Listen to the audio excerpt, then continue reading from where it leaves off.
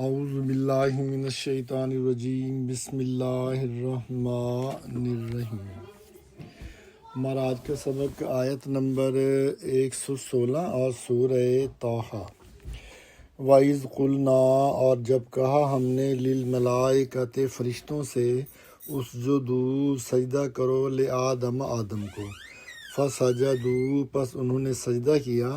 الا ابلیس سوائے ابلیس کے، ابا اس نے انکار کیا۔ اب اس کی قرآن مجید میں بہت ساری جگہوں پہ یہ واقعہ بیان ہوا ہے، جیسے ہم نے پچھلے سبق میں کہا، سورہ اعراف کی آیت نمبر 11 اور 12 میں اس کا جو ہے وہ تھوڑی سی یعنی یہی والا واقعہ جو سجدے کے لیے کہا گیا تھا، وہ سورہ اعراف میں اللہ سبحانہ وتعالیٰ نے اس طرح سے بیان کیا، وَلَقَدْ خَلَقْنَاكُمْ ثُمَّ صَوَّرْنَاكُمْ، اور البتہ بے شک ہم نے تمہیں پیدا کیا، پھر تمہاری صورتیں بنائیں، شکلیں بنائیں، پھر ہم نے فرشتوں سے کہا کہ سجدہ کرو آدم کو، پس فسجدوا پس انہوں نے سجدہ کیا، الا ابلیس، وہی والے الفاظ ہیں جو سورہ طٰہٰ میں ہیں،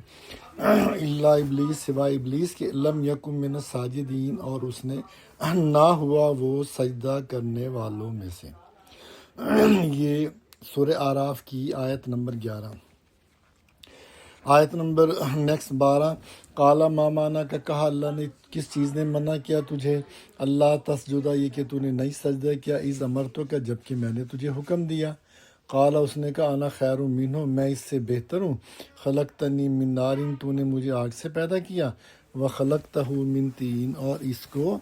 مٹی سے پیدا کیا۔ یہ اس نے دلیل دی اس کو اپنے سجدہ نہ کرنے کی، کہ میں نے اس لیے سجدہ نہیں کیا۔ وہاں پہ صرف اتنی ہی بات جو ہم جو سبق میں پڑھ رہے ہیں کہ اللہ سبحانہ وتعالیٰ نے جو ہے جب اس نے سجدہ نہ کیا تو فقلنا، اگلی آیت فقلنا، اچھا اس نے اپنے یعنی سجدہ نہ کرنے کی باقاعدہ دلیل دی، جیسے ابھی ہم نے سورہ اعراف میں پڑھا، اس نے اپنے سجدہ نہ کرنے کی دلیل دی، اور اس نے یعنی ایک تو یہ دلیل دی کہ میں اس سے بہتر ہوں، اسے جو ہے مجھے آپ نے آگ سے پیدا کیا ہے، مجھے آگ سے پیدا کیا ہے، اور اسے جو ہے وہ مٹی سے پیدا کیا ہے۔ یہ ہم نے ابھی جو ہے سورہ اعراف میں پڑھا، یہی بات اس نے جو ہے اس کی بات نقل ہوئی ہے سورہ صاد میں بھی، اور آیت نمبر 76 میں بھی۔ بنی اسرائیل میں اس نے ایک اور انداز اختیار کیا، اس نے کہا ارأیتک ھذا الذی کرمت علیہ، کہ ذرا آپ دیکھیں تو صحیح کہ یہ ہے وہ ہستی جس کو آپ نے مجھ پہ فضیلت دی ہے، اسجد لمن خلقت طینا، کیا اب میں اسے سجدے کروں جس کو تو نے مٹی سے بنایا ہے۔ بنی اسرائیل آیت نمبر 61 اور 62۔ اور اس نے نہ صرف یہ کہ دلیلیں دی، اور اپنی فضیلت جو ہے وہ ثابت کرنے کی اس نے جو ہے وہ کوشش کی، بلکہ اس نے کھلم کھلا اپنے حسد کا جو ہے وہ اظہار کیا، اور حسد میں اور اس جذبے میں، حسد کے جذبے میں یہ اتنا آگے بڑھ گیا کہ اس نے اللہ کے سامنے ہی جو ہے وہ اپنی جو ہے وہ برتری اور اپنی دشمنی کا اظہار اس طرح سے اس نے کیا کہ اللہ تو مجھے مہلت دے تو پھر میں ثابت کر دوں گا کہ میں جو ہے میری اس پر فضیلت ہے، اور یہ جو ہے آدم یہ جو ہے نااہل ہے، اور میں اس کی نااہلی ثابت کر دوں گا۔ آپ دیکھنا کہ میں اس کو اور اس کی اولاد کو کیسے کیسے جو ہے وہ بہکاؤں گا، راہ راست سے ہٹاؤں گا، اور میں دکھا دوں گا کہ یہ ہے آپ کا خلیفہ۔ یہ باقاعدہ اس نے سورہ اعراف، سورہ حجر، سورہ بنی اسرائیل، اس میں اس نے اللہ سبحانہ وتعالیٰ نے اس طرح سے چیلنج، اس نے شیطان نے اللہ سبحانہ وتعالیٰ کے سامنے جو ہے وہ چیلنج کیا کہ میں جو ہے اس کو، جس کی وجہ سے مجھے جنتوں سے جو ہے وہ نکلنا پڑا ہے، اور جس کی وجہ سے میرے ساتھ یہ جو کچھ ہوا ہے، یہ میں جو ہے یہ اس کی اولاد سے جو ہے وہ میں بدلے جو ہے وہ لے کر رہوں گا۔ اور آپ دیکھیں سورہ اعراف میں اس نے کیا انداز اختیار کیا، اس نے کہا قالف بما اغویتنی لاقعدن لہم صراطک المستقیم، کہ اے اللہ چونکہ تو نے مجھے گمراہی میں ڈالا. دیکھیں اس بدبخت نے اللہ پر الزام ڈال دیا کہ تو نے مجھے گمراہی میں ڈالا ہے، اس وجہ سے میں تیری سیدھی راہ پر اس آدم کی اولاد کے لیے گھات لگا کے بیٹھوں گا.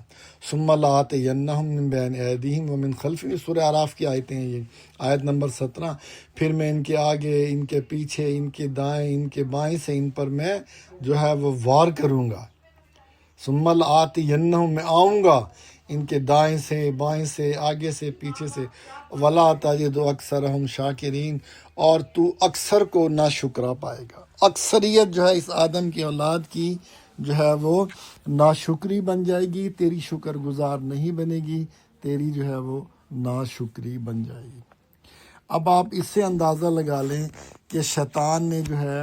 کس طرح سے اپنے حسد کا، اپنے بغض کا جو ہے وہ اظہار کیا، اور اس نے جو ہے وہ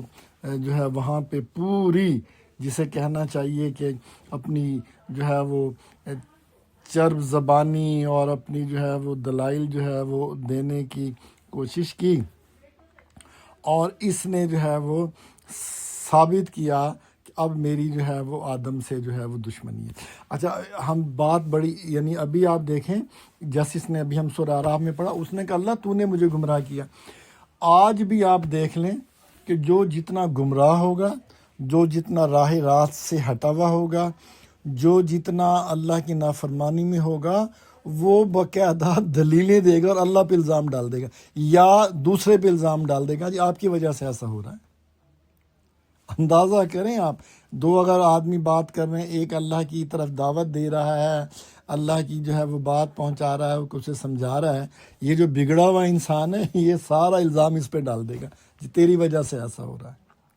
اور اپنی یعنی جو ہے وہ فسق اور فجور کی دلیلیں دے گا. مجھے آج بھی یاد ہے ایک شرابی تھا بندہ، اس کو میں وہاں بیٹھا ہوا تھا، مثلا میں ایک ورک شاپ تھی گاڑی کے لیے، میں گیا ہوا تھا، گاڑی ٹھیک کرانی تھی، تو وہاں پہ وہ بات چیت چل رہی تھی، اور اس کو کسی نے کچھ بات کی، بھئی دیکھو یہ اسلام میں ایسے جو ہے وہ پینا پلانا اسے جو ہے وہ صحیح نہیں ہے. وہ دلیل دے رہا ہو جناب میں نے تو پیدا ہوتے ہی پینا شروع کر دیا تھا. یعنی دیکھیں اندازہ کریں اس کی دلیل کا، وہ جی سارے ہی پیتے ہیں، یعنی مطلب یہ ہے کہ بھئی پانی تم بھی پیتے ہو، میں نے دودھ پینا شروع کیا. یعنی اس نے بات کو کیسے گھما کے، اور کہ جی میں کوئی عیب والا کام تو میں نہیں کر رہا. یہ ہیں شیطانی ہتھ کنڈے اور شیطانی کردار اور شیطانی جو ہیں وہ برتاؤ اور بیہیویئرز، کہ جس میں آدمی بجائے اس کے کہ اپنی غلطی کا احساس کرے، اپنا راستہ سیدھا کرے، الٹا دوسرے پہ الزام ڈال دے، جو یہاں شیطان نے کیا. یہ سورہ اعراف میں جیسا کہ ہم نے پڑھا، جب شیطان نے یہ ساری جو ہے وہ صورتحال بنائی اور اس نے انکار کیا، تو اللہ فرماتے ہیں فَقُلْنَا، پس ہم نے کہا اے آدم، یا آدم و اے آدم، ان ھذا، بے شک یہ، عدو دشمن ہے، لکا تیرا بھی، ولزوجک اور تیری بیوی کا بھی، فلا یخرجنکما، پس یہ نہ نکلوا دے تمہیں، تم دونوں کو، من الجنت سے، جنت سے، فتشقا، تو پھر آپ مشقت میں پڑ جاؤ گے، آپ مشکل میں پڑ جاؤ گے، آپ تکلیف میں پڑ جاؤ گے اگر اس کے بہکامے میں آ گئے اور میرے حکم کی خلاف ورزی کر بیٹھے. یہ جو میں نے تمہیں منع کیا ولا تقربا هذه الشجرة، کہ درخت کے تم نے قریب بھی نہیں جانا، تو نہ تو تمہیں جنت ملے گی اور نہ ہی جنت کی نعمتیں. جنت بھی تم سے چھن جائے گی، جنت کی نعمتیں بھی چھن جائیں گی، اور پھر تمہیں جو ہے نا ایون اپنی جو ہے وہ زندگی کے لیے بھی جو ہے وہ تمہیں جو ہے ہاتھ پاؤں مارنے پڑیں گے، جان کھپانی پڑے گی، ابتدائی اپنی بنیادی ضروریات کے لیے بھی خون پسینہ ایک کرنا پڑے گا، جب تاکہ تمہیں ایک وقت کی روٹی نصیب ہوگی. تمہاری دنیاوی جھمیلے، معیشت، اس معاش کی فکر، اس طرف توجہ اور ساری قوتیں جو ہیں اس طرف، یہ سارا تمہارا بس پھر ادھر ہی سارا جو ہے وہ توانائیاں تمہاری لگ جائیں گی، کوئی تم بلند مقصد جو ہے وہ حاصل نہ کر، نہ تمہیں فرصت ملے گی، نہ طاقت تمہارے پاس ہوگی. اللہ اکبر. لہٰذا اللہ نے جو ہے وہ آدم علیہ السلام سے کہا کہ آدم ذرا دھیان رکھنا کہ یہ تیرا بھی دشمن ہے، تیری بیوی کا بھی دشمن ہے، اور یہ پوری کوشش کرے گا، یہ پورے ہتھ کنڈے استعمال کرے گا کہ تم دونوں کو یہاں جنت سے جو ہے وہ نکلوا دے۔ لہٰذا اس کے بہکاووں سے، اس کے پھسلانے سے جو ہے وہ بچنا، اور جہاں جس چیز سے میں نے تمہیں منع کیا ہے اس چیز سے تم جو ہے وہ بالکل دور ہی رہنا، اور جو ہے وہ اس کے بہکاوے میں نہ آ جانا۔ اب دیکھیں، حالانکہ اس کی دشمنی دونوں کے سامنے واضح ہو چکی تھی، اپنی آنکھوں سے دیکھ چکے تھے اور کانوں سے سن بھی چکے تھے، لیکن دیکھیں آپ آگے شیطان جو ہے وہ اس نے جو ہے پورا اپنا داؤ لگایا۔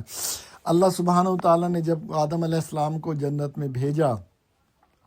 تو جو جنت کی نعمت ان لک اللہ تجوع فیہا ولا تعریٰ، یہاں تمہیں ہر قسم کی آسائشیں ہیں کہ نہ تو یہاں پہ تمہیں بھوک لگے گی، ولا تعریٰ، اور نہ ہی تم جو ہے یہاں بغیر کپڑوں کے رہو گے، وانک، اور یہ کہ بے شک آپ تو لا تظمأ، نہ ہی یہاں جو ہے وہ پیاسا رہے گا، ولا تضحیٰ، اور نہ ہی تجھے یہاں پہ دھوپ ستائے گی۔ 4 نعمتوں کا اللہ نے ذکر کیا۔ ویسے اگر آپ دیکھیں تو بھوک اور پیاس دونوں اکٹھی ہوتی ہیں، اور جو ہے وہ دھوپ یعنی گھر کی شکل میں دھوپ سے بچنا، اور جو ہے وہ کپڑوں کا، یعنی انسانی بنیادی ضرورتیں اگر آپ دیکھیں تو کہتے ہیں روٹی کپڑا اور مکان،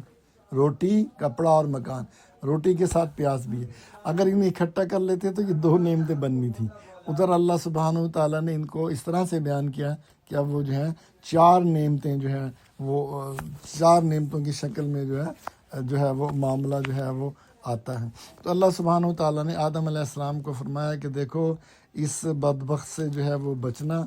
یہ تمہیں جو ہے جنت سے نکلوانے کی پوری جو ہے وہ کوشش کرے گا، تو اس لیے تم نے جو ہے اس کے بہکاووں سے، اس کی چلاکیوں سے، اس کے ہتھ کنڈوں سے جو ہے وہ بچنا ہے، اور تمہیں جنت میں یہ آسائشیں جو ہیں وہ تمہیں ملیں گی، تمہیں میسر ہوں گی، بغیر کسی محنت کے، بغیر تمہاری کسی التجا کے، بغیر کسی تمہاری دعا کے، اور بغیر تمہارے کسی مطالبے کے۔ لہٰذا تم نے جو ہے وہ تمہارے لیے جنت ہے، جنت میں تم رہو، اس سے جو ہے وہ تم نے جو ہے وہ بچنا ہے۔ تو اب آپ اس سے اب دیکھ لیں آپ اس کہ بھی یعنی کہ شیطان کی ہمارے باپ آدم، ہماری ماں حوا، ان سے دشمنی، اللہ نے اس کو دشمن ڈکلیئر کیا، آدم اور آدم کی بیوی ہمارے ماں باپ کا۔ اب آپ دیکھ لیں یاریاں لگانے میں انسان کیسے بھاگ کے شیطان سے یاریاں لگاتے ہیں۔ شیطان سے یاری کا مقصد سیدھا ہے شیطان کی باتیں ماننا، شیطان کی باتیں ماننا، اس کی منشا پوری کرنا، اس کی خواہش پوری کرنا، وہ جو کہے اس کے اوپر جو ہے وہ عمل کرنا۔ اب یہ نہیں کہ شیطان کان سے پکڑ کے جو ہے نا وہ گناہ کرواتا ہے، نہیں، شیطان تو دل میں خواہش ڈالتا ہے،